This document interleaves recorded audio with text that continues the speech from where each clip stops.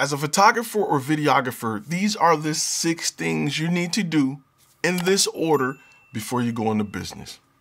Stay tuned.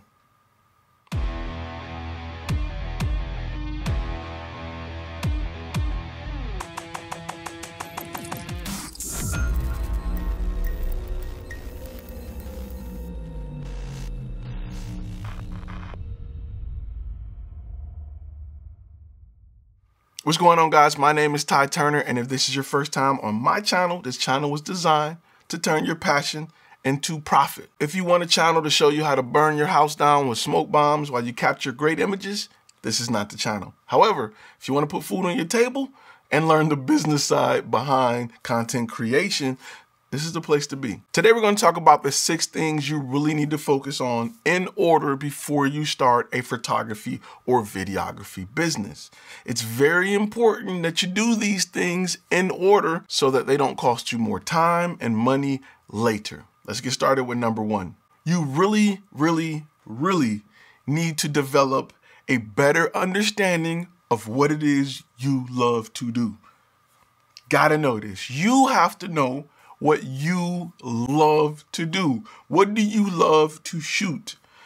Don't do it for the money. The money will come. We can monetize anything. Again, there's a guy who saw a cow take a dump. He turned it into manure. He fertilized grass, and he took his passion for cow dump and he made a living doing it. It's a $1 billion industry. So trust me, pet rock sold in the 70s. A guy took a rock, put it in a box, told you it was a pet, and sold it. We can monetize anything. It's important that you pick what you love, because all those times where you don't feel like working, you don't feel like getting out of bed, you don't feel like moving, it's going to take the thing that you're most passionate about to get you out of bed. Trust me, money won't do what passion will. That's why it's important that you determine what you love to do. All right?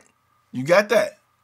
Did you write that down 6 times? Go figure that out. That's first. Gotta know what you love to do first. Step number 2, find examples of good work in this industry.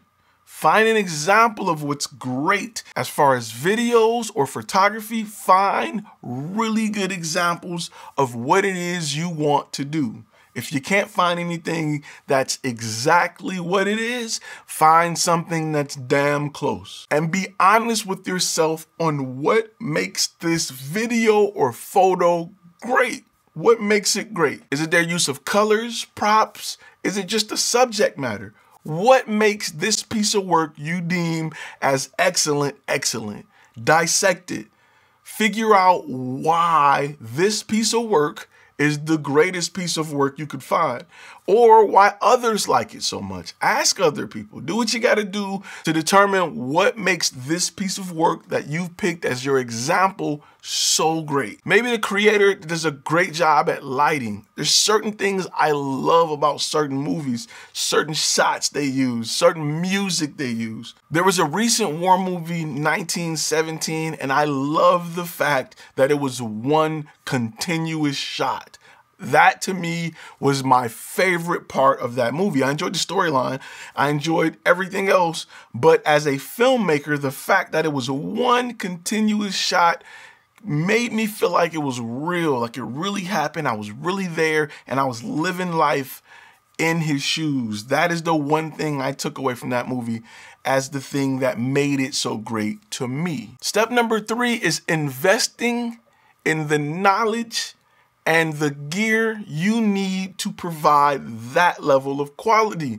If you watch this channel a lot, I use the word invest a lot, because you're not going to get where you want to get without investing time, money, resources. You have to invest to get something out. That's the way the world works. You put something in, you get something out. You put a seed in the ground, you invest water into that seed, you get an apple tree that feeds you and feeds your family. That is how business works. You have to make the investment. Now, you could have bought something else with that money. You could have bought new shoes, or you could have bought an apple pie with the money that it would have cost you to buy a gallon of water and a few apple tree seeds. It's up to you on how you spend that money. I would suggest you buy a bucket of apple seeds and a bucket of water because you'll get more out of it than you would by buying a truckload of apple pies. Item number 4 is identifying who needs this service in your area, who needs this product and why.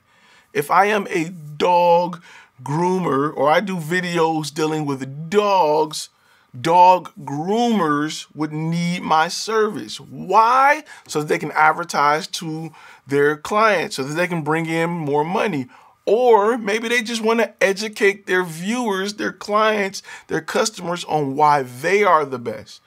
Or they may want to educate them on how to shampoo the dog before I get the dog. They need these things in their business to help grow their business. They want the best person in the industry to create them content and media to help their business. You see why order is important? Once you know who needs this thing you absolutely love doing and why they need it, you can go on to the next step. Step 5 is to approach these companies. Approach them as a student and tell them, I am here to build a portfolio and flesh out my sales process, and I will barter my content for your knowledge. I am here to solve a problem for you, to help you for free, simply in return for some knowledge and experience and content to build my portfolio. You shouldn't just be going there to show up and shoot. You should be getting more from that client. Find out what bothers them. Find out if they've worked for someone or with someone in the past that worked their nerves. I'm sure a lot of people have times where they're like, I'm never working with them, but I still need that service. I'm going to go somewhere else. I'm sure you've dropped clothes off at a cleaner's, didn't get stuff cleaned the way you want it. You didn't stop using cleaners. You just went to a different cleaner's. So find out what messed up so you can overcome that. That'll give you experience. Pick their brain. Don't just take their pictures. That's why shooting for free is so important. You're bartering something for their time. If people are paying you, they don't want to talk to you and deal with you like that. If you're getting something for free, if I'm paying for your food, you'll sit there and eat with me all night. If you're paying for your own food, you probably want your own table. Go and pick their brain. Find out information that will help you build your brand. And you don't know these things and won't know these things until you start talking to people who have bought, who have paid for these items in the past to learn what they were not happy with. This is your chance to get ahead of your competition and to learn about the pain points of your ideal client. What are their pain points? Step 6 is the one I preach about all the time. Building a website and a portfolio that speaks directly to these pain points. We're going to speak directly to these pain points. So many of you have websites and portfolios that don't speak to nobody pain points. They're just spray and pray that you hope somebody will do business with you. But your website isn't designed to put out any fires. Your website and your portfolio isn't designed to help people. It's not designed to offer a solution. It's just out there. And you wonder why people aren't paying you, period. Why you can't close sales, why you can't get the dollar amount you want, because you haven't helped nobody. Again, if I have arthritis and my knee is killing me, Tylenol works, but if I can get specific arthritis Tylenol, I will pay out of the butt to get that specific detailed item that's designed for my pain point. Literally, you have to design your brand to put out fires. But only certain kind of fires, only barn fires, not building fires. It needs to be specific and to the point. You don't know what those things are if you haven't taken the other steps. If you put them out of order and you just jump and skip, you're probably lost in the sauce trying to figure out why this business thing, this entrepreneur thing that you've jumped into and made investments probably in the wrong area, like gear, isn't working for you. You have to go at it in that order. Again, people ask me all the time, why didn't the master class come before the portfolio class? Because the portfolio class The 5 key steps for creating an effective portfolio will probably put money in your pocket right now so that you can afford the master class. Again, if you have questions about this, post them in the comments or go to our Facebook page, which is FlashFilm Academy. Post them there. If you are a member of this YouTube channel, if you're a gold, silver, or bronze, you're going to probably get a whole lot more content and more live Q&As where we talk about stuff like this. If not, post what you got in the comments, and I will see you guys in the next video.